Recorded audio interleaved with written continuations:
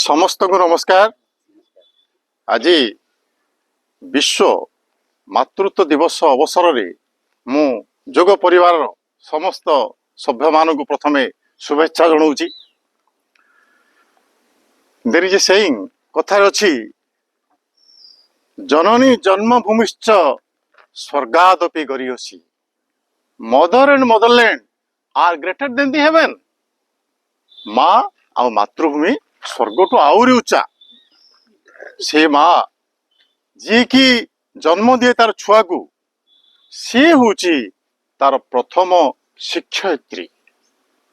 जा कोलरू शिशुटी शिक्षा नहीं थाए एवं भविष्यत गढ़िबारे माँ मुख्य भूमिका ग्रहण करि थाए।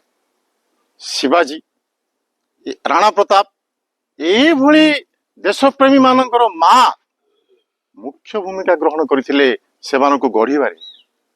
तेणु आमे आउ गोटे ओडिया भाषा जो देखिबा, मातृभूमि मातृभाषा रे ममता जा हृदय जनमी नाही, ताकू जदि ज्ञानी गणरे गणिबा अज्ञानी रहिबे काहे।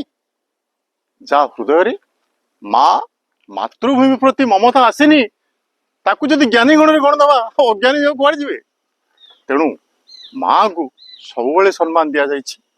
जिमिति कि माँ आमर लोक भाषा रे गोटे कथा कहा जाइछि जे भजु किना राम नाम रे कुमर, भजु किना राम नाम भजी न पारिले कुल चंद्रमारे बांधी नेप काल जम।